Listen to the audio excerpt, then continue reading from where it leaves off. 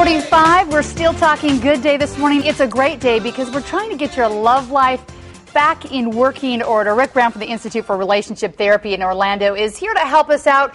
You've been on the Oprah show before. You've helped tons of people, I understand. So thanks for coming in. Thank you. Thank you for having me. Okay, let's start off with the easiest one. What's the main problem when people come in, they say, okay, fix me. What's wrong? Well, usually they don't really know what's wrong, but I think what's happening for most couples is they really feel disconnected from each other.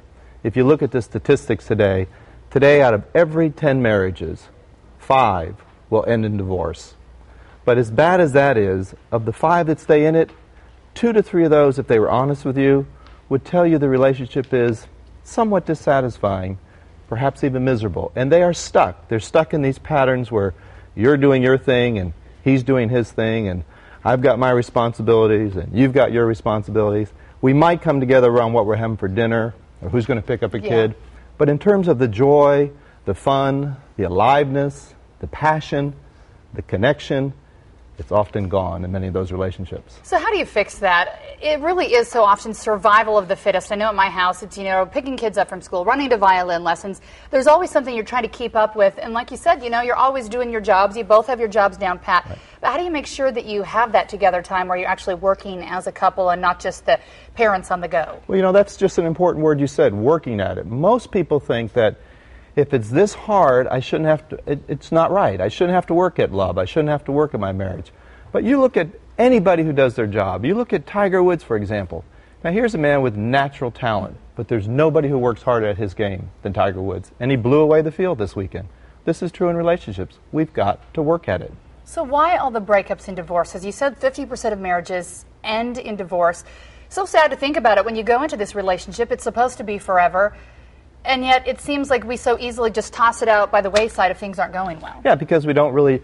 It's not that we really... Even people who think about divorce, think about separating, if you listen to them long enough, they really don't want divorce. What they want is an end to the pain, an end to the frustration, an end to the emptiness.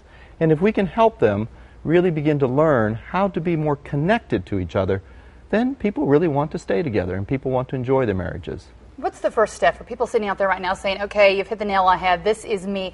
How do you go about fixing this? Well, one of the things to realize is really not what you're talking about that is important.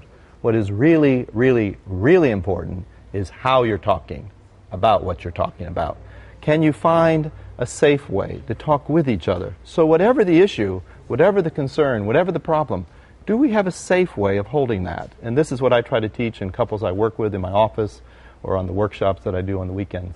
A lot of times when you sit down and talk as couples, people say that it turns into a blame game where it's your fault, not my fault. But it always seems that there's something that you don't see in yourself that maybe you can fix. How do you go about seeing what's wrong with you in the relationship? Because we all have a little something we can work on. We do, and part of the real exciting thing about relationships is your partner probably knows you better than you know yourself.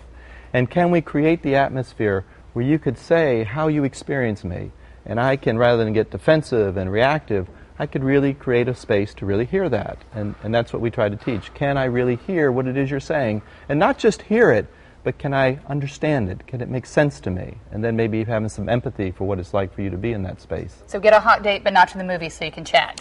That's right. Well, you've got to find, falling in love, that's the easy part. In fact, if I asked you to go out and make that happen tonight, go out and fall in love, you couldn't do that. That is not something you can will.